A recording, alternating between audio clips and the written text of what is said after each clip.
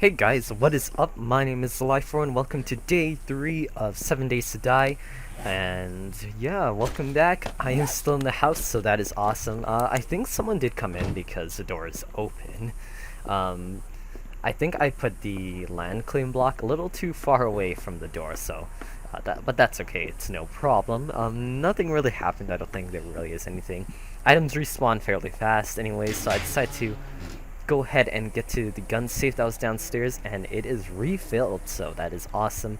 We're gonna see what we're gonna get in there, and it's gonna be a fun time. Anyways, yeah, welcome back, and today I'm just gonna be doing some basic exploring. Not a whole lot to do actually in terms of building, because I don't have really a pickaxe or an axe, so there's not a lot to do. And yeah, pretty much just exploring because this is a pretty big town. I've seen like a lot of people uh, have built houses in this little area, so it's kind of cool to see all the different structures and if they've been holding up to the apocalypse of the zombies or if they haven't. But yeah, we're gonna be doing that, and it's gonna be a fairly okay-ish episode, I can tell you that. I will have another series up because 7 Days to Die is, honestly, in my opinion, it's decently boring.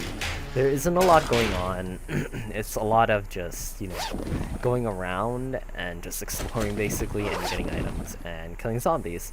The server has at least some people playing on it. There's not a whole lot. You have to realize that this game is still in alpha as well, so, I mean, obviously it's not even near to complete as it would be, when it's officially released, so, I can't really knock on that. I have to, be open-minded when you're playing this game because it's a really good game for what it is right now, which is in alpha testing stage, so it's really good. It's on Steam, like I said, you guys can buy it. I think it's 25 bucks, which is a pretty good price for a really open game like this. It's really good. Anyways, beyond that point, I did want to explain that I will be doing another series because I know this one is pretty boring, and for a lot of people, they really don't want to see just like me running around exploring kind of like the same buildings and just killing a couple of zombies every here and there for like 12-13 minutes, right? So I will be doing another episode, obviously, of course, and what is that going to be? Obviously, I was thinking of doing either Gary's mod. I did download it again yesterday because a couple of my friends are playing it, so I decided to download it again. I love Gary's mod. It's really fun. I did do a couple episodes during the 12 days of Zlyphor, if you remember that, last December. So I was thinking maybe I should just continue on doing Gary's mod. My other option is doing Sonic Adventure. I did put that on hold. I did, I think, 4 episodes of that on the Sonic storyline, but really Sonic Adventure isn't like something I see like a lot of people watching. Maybe a couple for nostalgic reasons, but other than that, no one is really gonna watch Sonic Adventure. It's a fun game though, but recording and other people watching it, it's not something that's gonna be blowing up majorly, right? So that's kind of like out of the option, really.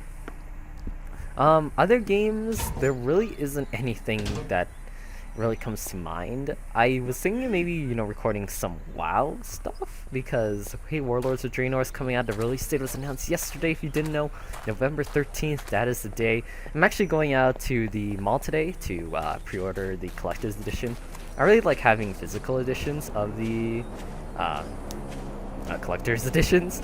Ever since they started doing the digital stuff, I really didn't like it. I mean, sure, you get an instant 90, but come on, you miss out on like the main parts of the collector's edition. You miss out on the box and all the content that comes in it.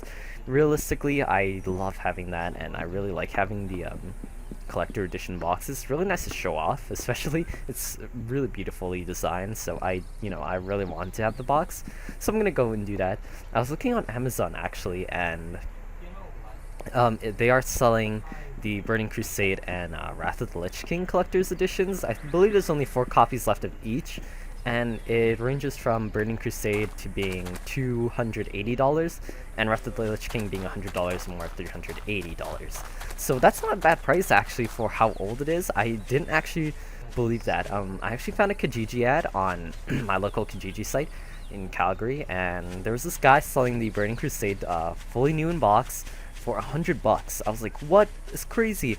In one day, the ad generated 218 views, so I was like, whoa. I contacted him. Unfortunately, there was another buyer before me, and he bought it.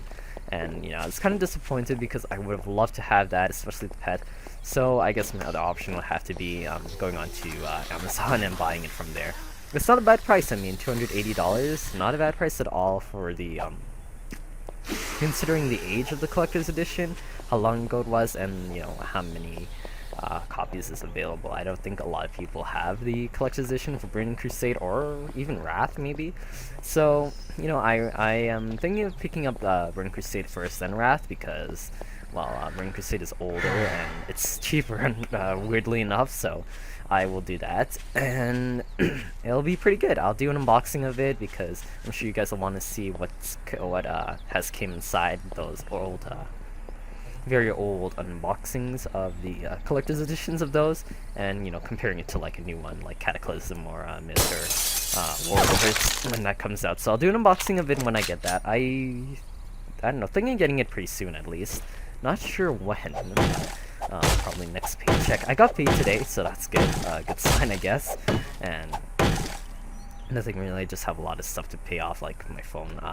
Unfortunately, my iPhone 4, that's what I've been using. I sold my iPhone 5, like I said, in a couple of videos before that in my vlog.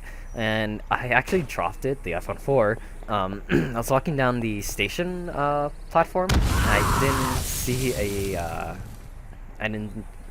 I wasn't watching my step. I missed a step on the stairway down, and I kind of tripped and let go of my phone, and it fell face down. So it's really bad. I'll take a picture of it. It'll be in the description if you really want to see it. It's horrible. That just goes to show the iPhone 4 is really not durable at all. It's basically all glass. It's not Gorilla Glass either, so it's glass on the front and the back. I wouldn't have mind if it hit on the back, honestly, but the front really just it loses a lot of usability, basically, because I can't really, you know, use a touch screen anymore, or I can't, well, it's hard to see, and plus, there's the possibility of getting glass shards in my skin now because it's all cracked up. Anyways, I'm getting a new phone too. I was thinking either the HTC One M8, which is really nice. I'm probably in gold because if you live in Canada and you know Rogers, that's just a company. It's kind of comparable to maybe AT&T. It's pretty big. They have the M8 in gold, and that's exclusive to them. So I was thinking, hey, I should get that. That looks really nice. The gold one, the amber gold. Check it out for the HTC One M8. It looks really nice, really clean looking. So I was thinking of getting that, and then obviously I will do an unboxing of that too. So there'll be a lot of unboxings. So that'll be pretty good for you guys if you if you are very interested in my unboxings, because they do generate a lot of views and I've gotten a lot of subscribers for them, so thank you so much for that. Anyways, back to talking a bit about the gameplay. I did die here. If you saw, like, there was a landmine. I didn't even see it, and it basically like blew me up and I died. So I just ran back here because it's pretty close to my house, so just grabbed my stuff, not a big deal, and just gonna do some exploring. As you can see, a lot of exploring, not really any action. I think that landmine blowing up was the only thing that really jumped me so far, because it's kind of predictable game, right? You know, there's not really a whole lot to do, just collecting, scavenging stuff, basically. That's all there is. That landmine kind of changed things up because, you know, it's different. Something, a player put that down, obviously, and, you know, created some tension, some action, right? So, yeah, really, there's not a lot of people on, and because there's not a lot of people on in such a big world, it's hard to interact with others. So you're basically either playing alone for your entire duration if you're, you know, if you're playing session, or really you're not. Yeah, that's basically it. Or you may see one person and they will kill you, usually. So yeah, that's really it. It's, like I said, it's an alpha. It's a really good game. I'm sure once updates come and, it gets out of beta and officially launched, this game will be really amazing. Probably maybe even top Daisy, for sure. Like, even if they add in like vehicles, that would be the best. Seriously, I mean, they have oil, they have car parts, and they have like rusted down cars. So I could see them very well putting vehicles in here, and it would make traveling around the world very much easier, especially once the worlds are getting a randomized option, which is, if you see on the loading screen, if you play the 7 Days to Die, you'll see that's one of the upcoming features. It's going to be really amazing once that happens, because it won't be the same world, it'll be randomized, which will be awesome. I really like these snow worlds in this game. It's really nice. It gives you a sense of, hey, this feels like a different world, right?